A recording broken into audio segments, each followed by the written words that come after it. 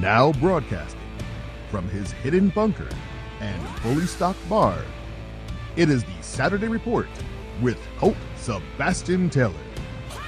Thank you and welcome, my friends, to the Saturday Report with me, Colt Sebastian Taylor, adventurer, entrepreneur, and amateur vacation club owner. Yes, I am back after a 1-week hiatus. I was on vacation, but I am back for this week's Saturday Report with me, Colt Sebastian Taylor, here on AWSM Radio. Welcome to AWSM Radio, an independent, digital-only radio station that plays today's best music, old school classics, along with a rotating cast of all-star DJs. AWSM Radio focuses on mainstream artists, independent artists, along with a variety of interesting talk and music shows throughout the day. All we do is entertain, inspire, and inform. And my friends, I want you to be part of the conversation, so you can find me on the Twitter, on the Instagram, on the Cameo at Colt S. Taylor. And of course, subscribe to the podcast version of the show at anchor.fm/Colt S. Taylor. Shows are posted generally on Sunday after the repeat broadcast of the show on Sunday mornings. And before we get started, big shout out to my pal in San Diego, Gabe Ramos, who I met in San Diego, and now I'm going to go on more vacations because of his fantastic presentation. So if you're looking for Marriott Vacation Club person to talk to Gabe Ramos in San Diego. Tell him that Colt Sebastian Taylor sent you. All right, let's get started with this week's Saturday Report. First up this week, some stories about streaming services. Yes, streaming services, very popular these days, blew up over the pandemic because people weren't leaving but still wanted to see, their shows. Netflix reported this week a first time in over a decade, a subscriber lost. They lost 200,000 subscribers in the first quarter of this year. The first subscriber drop in a decade. And they were actually expecting to add 2 million people. But instead they lost 200,000. And now they are saying they were going to lose 2 million subscribers in 2022. They are blaming password sharing as the reason why there was a loss of subscribers, which doesn't really make a whole lot of sense to me. I don't quite know why they'd be blaming that. What I would blame, however, is the fact that they are raising prices. Other streaming companies are offering other things, and apparently they are now going to start putting commercials in their shows for additional, revenue. So if I had to guess, Netflix, the reason why you have lost 200,000 subscribers, they're also cracking down on password sharing. Previously, they were sort of tacitly okay with it if you shared a password, but now they're starting to force people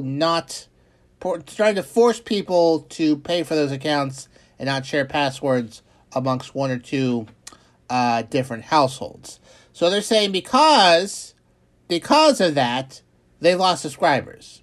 I would say, if you're stopping sharing passwords, those people weren't going to subscribe in the first place. That doesn't denote a loss of subscribership. Raising prices, adding commercials, and pressure from other streaming services like Disney Plus and Prime, and Hulu, that would probably cause a decrease in subscribership. Just saying. Well, anyways, this tanked the stock quite a bit, took quite a hit on the stock market, and they were not. They lost 25% of their stock value this week due to that news, and since the beginning of this year, stock prices are down 40%. So that is quite a bit. Overall, Netflix reported a profit of $1.6 billion, compared with which was about $100,000 or $100 million less than they thought they were going to make. They thought they were going to make $1.7 billion a share earlier this year. Revenue rose 10% to $7.87 billion. But that's apparently not good enough. So, obviously, they're spending a lot of money on original programming, which is why they made 10% more but had a smaller profit. For example, I'm a big fan of Bridgerton, watching that right now. So,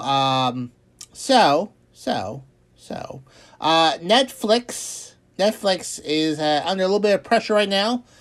So I would expect them to raise their monthly prices, as well as probably they said they're going to do it, so they're probably going to start seeing commercials in their shows, which is unfortunate. Because that was kind of the nice thing about Netflix, is that they didn't have commercials. If they started commercials, they're basically just like Hulu, like Hulu. But anyways, I'll be following this. I'll see what happens. Another sort of disruptor in the whole video market, Redbox. They've been under a lot of pressure lately. They're trying to move to streaming themselves. The whole, ATM style DVD distributor model that they did to take out Blockbuster is now starting to see some pressure. I mean, you've seen a few competitors, but Redbox is pretty much it. And with streaming being a whole lot easier, a whole lot more options, a lot less steps than going to, a convenience store to pick up DVDs and put DVDs back. I mean, Redbox is also, I wouldn't be surprised if we see them make some moves this year just to stay profitable. In other streaming news, CNN Plus, which is the streaming service CNN launched just weeks ago, said it was shutting down this month at the end of April. Yes, my friends, after, I guess, less than a month. Did they start in April? I don't know. I wasn't a fan. But they are shutting, just 1 month after they launched, they are shutting down on April 30th. Those who subscribed will get a refund, prorated with their subscription. And, CNN Plus is no more for those who may have missed it, which were many people. CNN was launching its own streaming service, subscribing to it, providing shows and content that was exclusive to CNN Plus. But they are shutting it down after 1 month. Now, a lot of people on the Twitter, especially on the right side of the political leaning, are cheering, saying this is the greatest media failure of all time, and CNN, oh gosh, they just made the biggest mistake, and they're just terrible people. They are getting a lot of mileage out of this, which is fair because they're often embarrassed by CNN. However, for those still tethered to reality here, is them shutting down embarrassment? Sure. Are they shutting down because they fumbled a launch?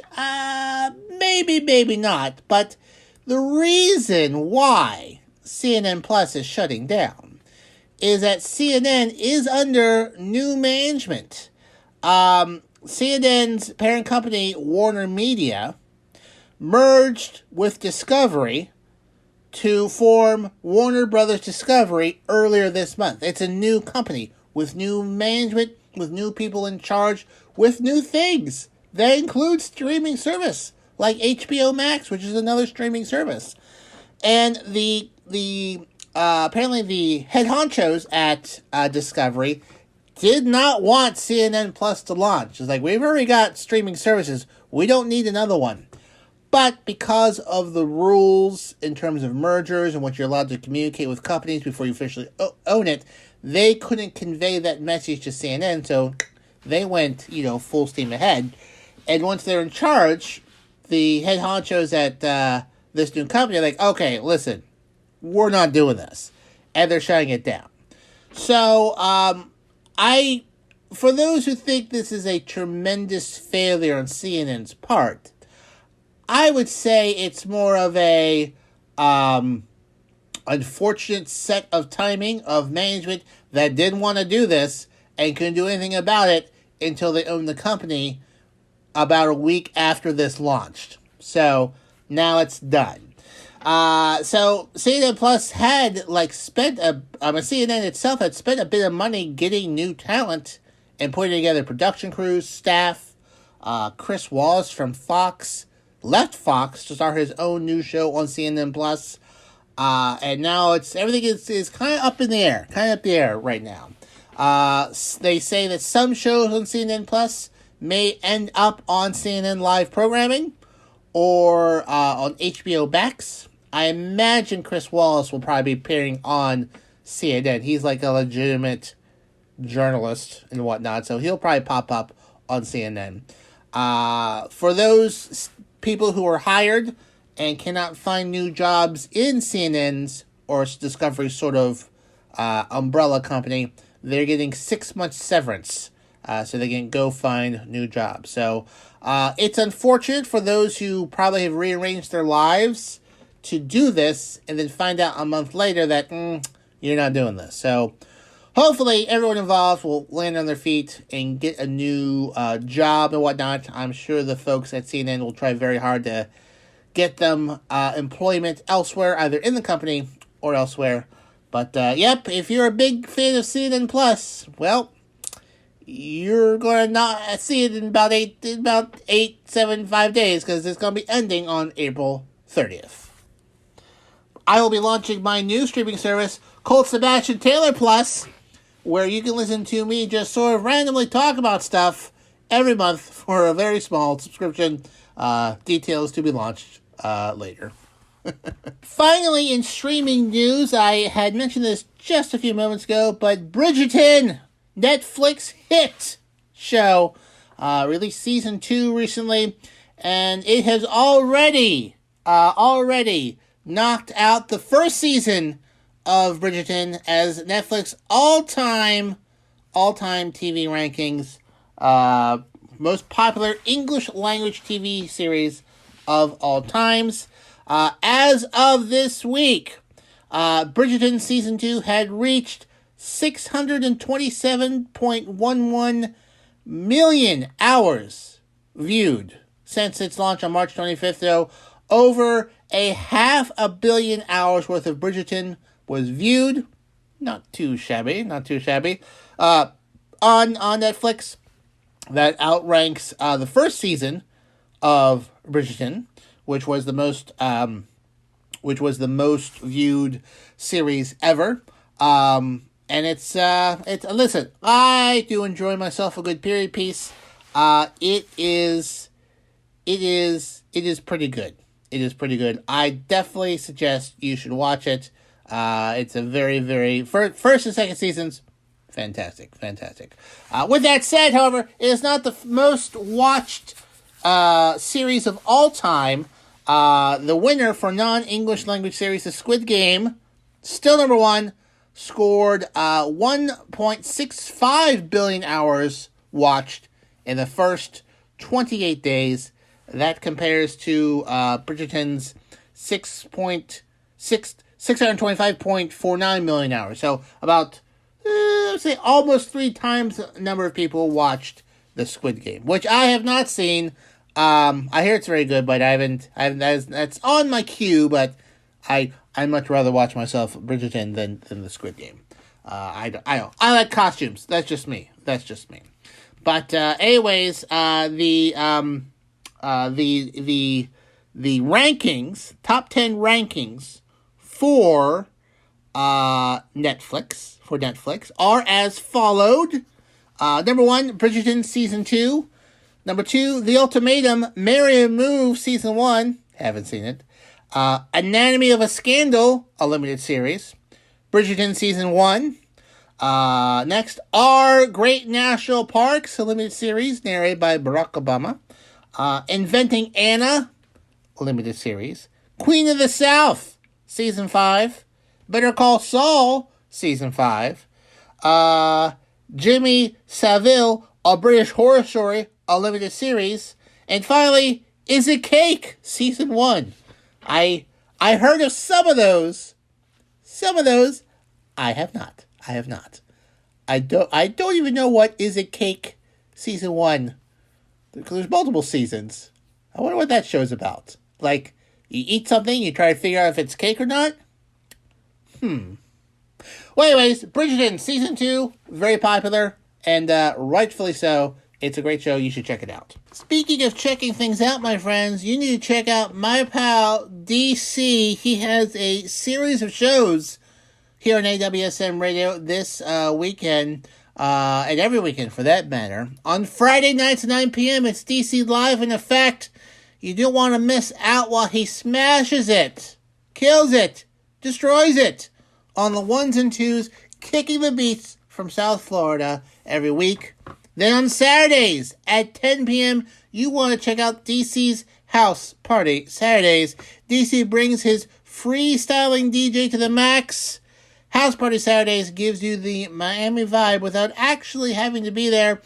From the top clubs to the bars, DC will bring the party to you. That's Saturdays at 10. And finally, once again, on Sundays at 10 p.m., it's DC Live in Effect yet again. So, Fridays at 9, Saturdays at 10, Sundays at 10.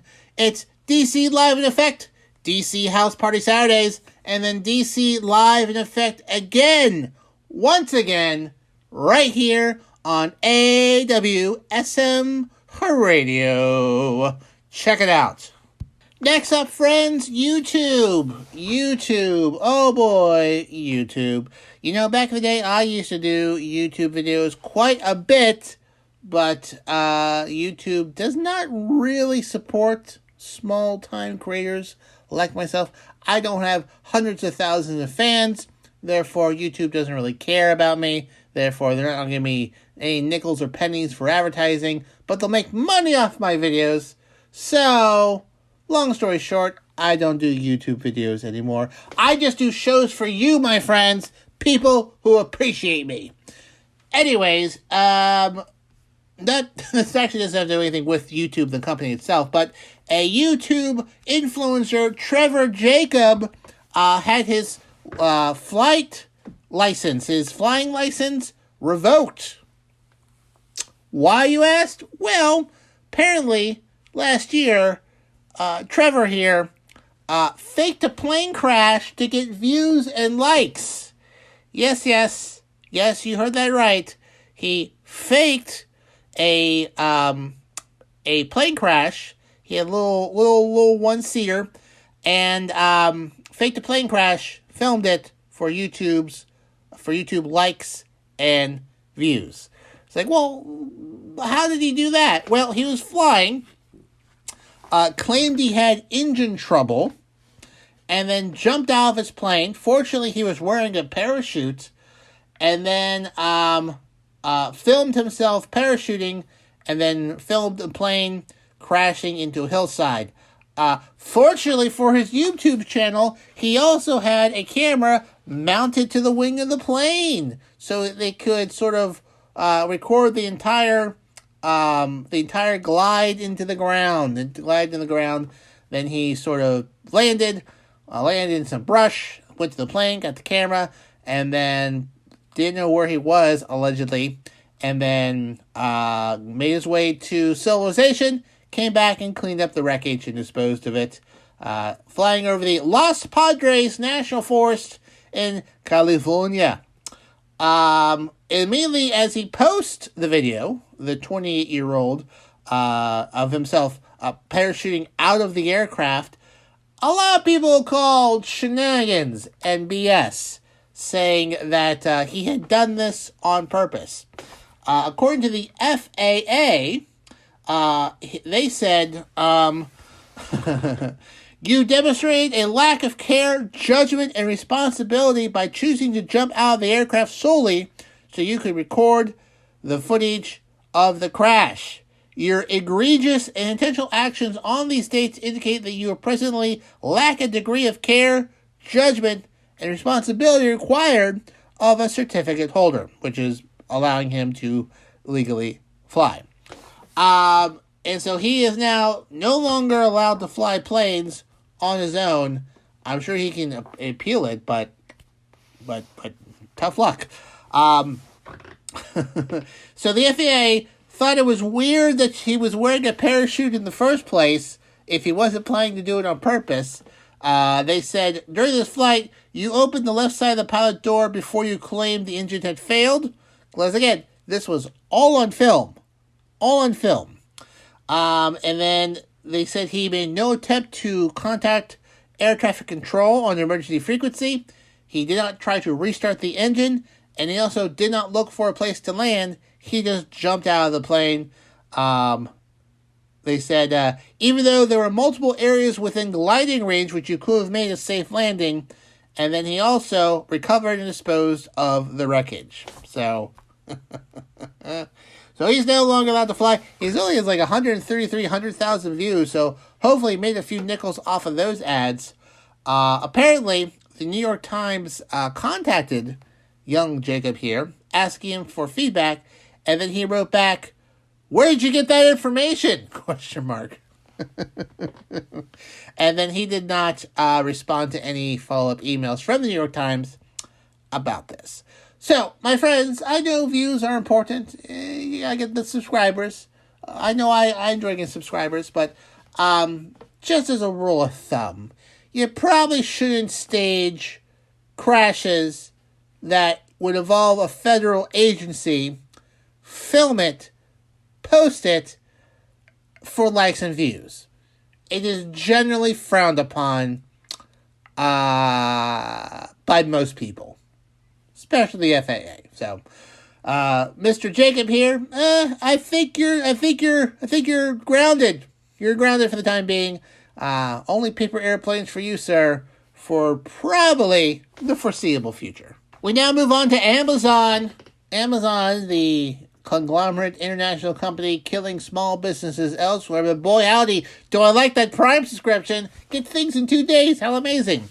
Well, Amazon is expanding same-day Prime delivery. Yes, you heard me right, folks. Same-day Prime delivery to 6 more U.S. cities. What is same-day Prime delivery? I'm glad you asked. Normally, if you have a Amazon Prime account, you can get many items within 2 days. That's 2-day free shipping. Not all items. Some things, usually from third-party vendors, do take longer. If a thing is not inside an Amazon warehouse, it cannot get to you in 2 days in most cases. But a lot of people sell through Amazon, so if it takes, 5 to 7 days to get to you, that's someone selling something from their store through Amazon to you. Just for a point of reference. Well, now they're offering same-day services. So they tested this out in a few locations. Philadelphia, Phoenix, Orlando, and Dallas. And customers could get things in a bunch of different categories, such as pet supplies, kitchen, electronics, baby supplies, dining, beauty, health. And if you place an order, it could get to you in the same day. They expanded to Nashville and also Washington in November 2020. But now, this year, it will expand to Baltimore, Chicago, Detroit, Tampa, Charlotte, and Houston. Customers who place their orders by midnight can have their orders to them by the following morning. That's right. If you order something before midnight, it could get to you that next morning. If you are a Prime member, it's free for orders over $35. If it's less, it's a $2.99 delivery fee. If you do not have Prime, it is a flat $12.99 for non-members. So orders placed between midnight and 8 a.m. will get there by 1 p.m. Orders between 8 a.m. and 1 p.m. will get there by 6 p.m. And then orders between 1 p.m. and 5 p.m. will get there by 10 p.m. And anything placed between 5 p.m. and midnight will get there by 8 a.m. That's right, folks. Now, where I live, I am not I'm close to Philadelphia, but I'm not close enough to get same-day delivery out here where I live. I'm close, not close enough. But I once had to order something for a friend through my account, have it sent to their house, and it was a, how would you like a same day service? And I'll tell you what, it was pretty amazing to see ordering something at like 7 p.m. saying it will be at this person's house between 4 a.m. and 8 a.m. That's crazy. That's crazy to me. That is pretty amazing. So, I mean, Amazon is doing this because they are being challenged by other big stores like Walmart and Target, who are offering 2-day services. These companies are also offering same-day pickup service. So basically, like, if you wanted to buy a garden hose, okay, but you didn't want to walk in and pick it up, you could order it from Amazon. It can get you in 2 days. Or you order it from Target or Walmart, and they'll say, okay, it'll be ready by 5 p.m. Just drive up. We'll bring it out to your car. Some people need it the same day. Some people will do that. So Amazon is doing this in some markets to get this sort of same-day demand back from these big box stores. Now, eventually, allegedly, they're going to be doing drone deliveries. We talked that's been batted around for several years now. Will it happen? I don't know. Hard to say. I wouldn't mind getting a drone delivery. That'd be pretty cool. But I still feel like we're quite a bit ways away from that. But same-day delivery, could see it expand more. I mean, if it's profitable, they will definitely expand it. Now, another little sort of caveat here, which you should be aware of, my friends, is that this does not extend to everything. Not everything will be same-day delivery. They're basically building mini fulfillment centers. They have high-demand items there that can be sent out in one day. So things that aren't really that popular, like Babylon 5 box sets or Simon and Simon special DVD release, that's probably not going to be a same-day delivery item. Not really high in demand. As much as we all like Simon and Simon, especially my mother, you might have to wait 2 days for that. So, Amazon same-day delivery being expanded. If you, my friends, use it, let me know what you think. Did you enjoy it? I think you probably did. Let me know. I would love to hear some feedback from my hundreds of thousands of fans across the world. Speaking of same-day delivery, I tell you what delivers 5 out of 7 days of the week. It's my pal Rox with the Rock Sessions. It's our drive time show here, making sure your evening commute home is fun, featuring the hottest music on the charts and some surprises in between. She will make it rock style. If you, my friends, need a morning, if you're driving in the morning, you're commuting in the morning, like, oh, I need an evening commute show to listen to. If you think that, before noon, guaranteed to be there at 5 p.m. the following day. Same day, weekday, music delivery, right here at AWSM Radio. Check out the Rock Styles. The Rock Sessions. She has style. We all know she has style. But check out the Rock Sessions, Monday through Friday, 5 p.m. to 7 p.m. right here on AWSM Radio. Friends, it's April, but pretty soon May's coming. That means Cinco de Mayo is coming. Cinco de Mayo is coming. You're brain yourself, oh, Cinco de Mayo, great, Mexican drinking holiday. Not quite.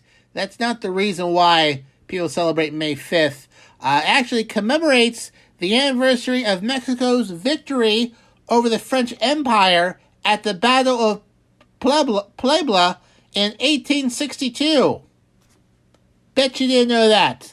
But yes, that's why we celebrate, well, that's why they celebrate Cinco de Mayo in Mexico. I feel like folks who celebrate Cinco de Mayo are like Irish watching people celebrate St. Patrick's Day. It's like, you are not really part of this.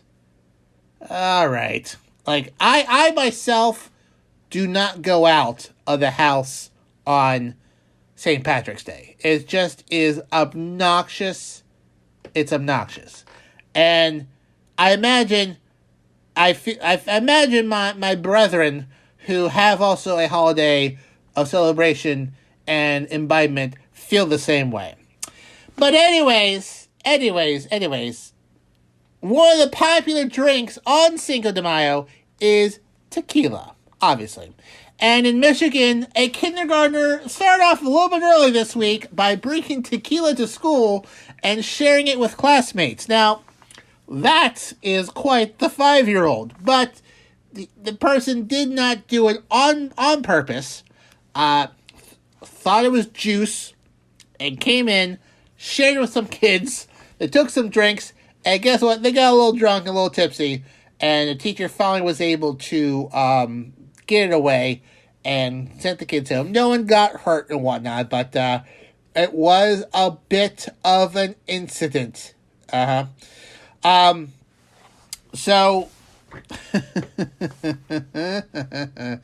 according to a statement from the school, they says, while we try to keep an eye on everything our students bring to school, that's simply not possible. It's unfortunate that these types of adult beverages can be easily mistaken for child-friendly drinks.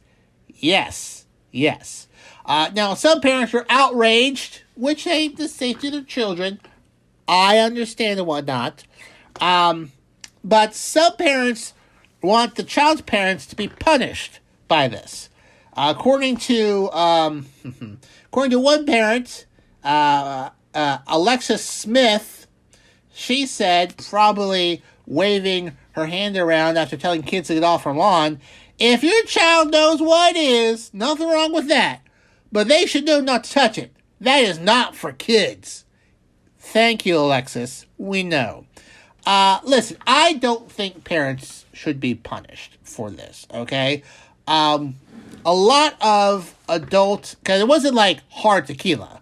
It was like a mix that had 10% alcohol, like a little juicy juice and whatnot. Now listen, a lot of these sort of adult beverages, these adult snack beverages, they look like kid drinks, okay? They smell sweet. They come like a little, Capri Sun-like pouches. They could be mistaken for children's drinks. A child who loves a little juice box might throw one in there. It's a box of wine. Whoops. Now, will the parents be a whole lot more careful about where they put these things? I would imagine. But, to punish them for this, I think, is a bit much. Mistakes happen. Accidents happen. If it happens again, obviously, you might want to have a little chat with the parents about, refrigerator placement. But, come on. I if anything, the teacher should be congratulated that she caught it when she did. But I imagine Alexis here would probably want her fired as well for not doing it quick enough. So, anyways, that's just my little soapbox opinion there. I'm a big supporter of teachers. I am not a big supporter of parents because I don't think parents should have. I think parents should be involved in child's education. Parents should not determine a child's education because parents are not educators. Just because you went to school does not mean you know how schools work. I've gone to a mechanic before. Do I ask Bob Ellis? When I have a problem with my car, do I fix it myself because I've visited with Bob Ellis for the last 20 years? No. I take it to Bob Ellis. Why? Because he's my mechanic. He knows what he's doing. All right. Anyways. Soapbox. Demounted. So, anyways. Have a good upcoming Cinco de Mayo. I keep saying that wrong. Cinco de Mayo. Try not to send booze to an elementary school if you can help it. We now go to science, to an amazing breakthrough, a breakthrough that I think will change the course of human history, if not development, if not have us reach a nirvana-like stream of consciousness that will bring world peace and kindness to all living creatures, big and small. Scientists have invented a device to split Oreos optimally. I mean, you have to think about splitting Oreos, world peace. They go hand in hand. So scientists have created a device made from simple items that can split Oreo cookies the best way possible. Created by MIT mechanical engineers, the Oreometer tests the optimal way to separate two halves of an Oreo cookie so that the wafers and the cream filled inside remain unbroken. So splitting it into basically 3 parts.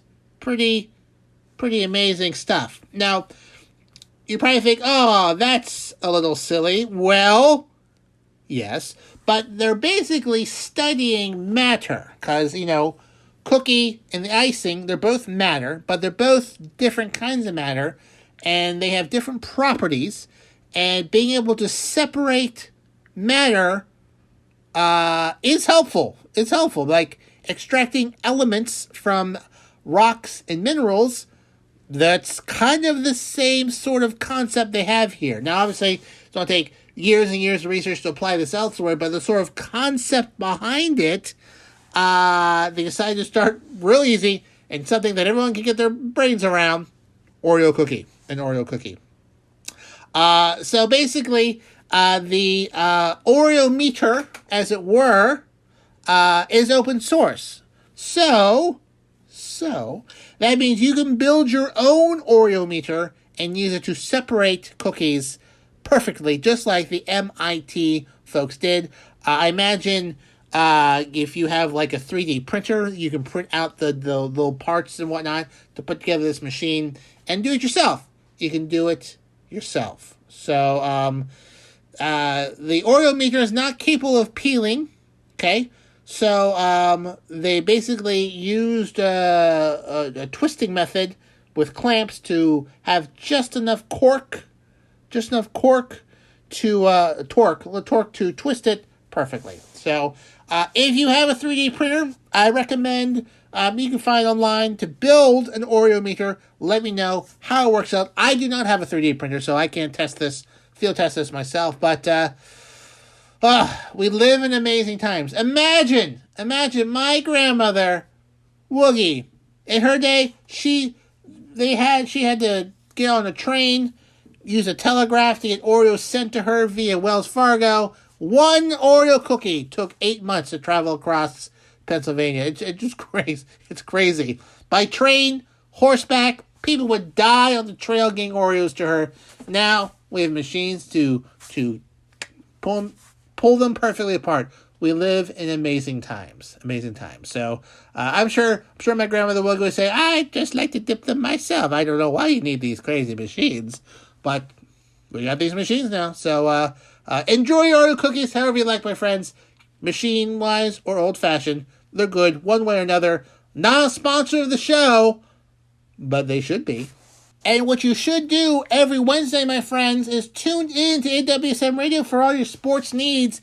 At 9 p.m., it's To The Rack with Mac, your go-to spot for all things basketball. Join NBA expert Mac Daddy as he brings you a full hour of high-flying hoops expertise. And then at 10 p.m., you're going to be saying to yourself, what's going on? Not because you're confused, because that's the name of our Fox affiliate show, providing listeners with over 150 years of combined sports knowledge. Hosted by Nate Brown and his crew, they have been a staple of Western New York sports for the past 2 decades. Now they're going national, my friends, and we've got their show here on AWSM Radio. So Wednesday nights, 9 p.m., To The Rack with Mac, 10 p.m., What's Going On, only here on AWSM Radio. And that, my friends, just about wraps up this week's Saturday Report with me, Colt Sebastian Taylor. Thank you so much for joining me here today. Remember, you can find me on the Twitter, on the Instagram at Colt S. Taylor, Cameo at Colt S. Taylor, and of course, subscribe to the podcast version of the show at anchor.fm/Colt S. Taylor. Also can be heard on ColtSebastianTaylor.com. All right, until next time, my friends, I am, of course, your pal, your friend, your vacation buddy, Colt Sebastian Taylor, and I'll see you later.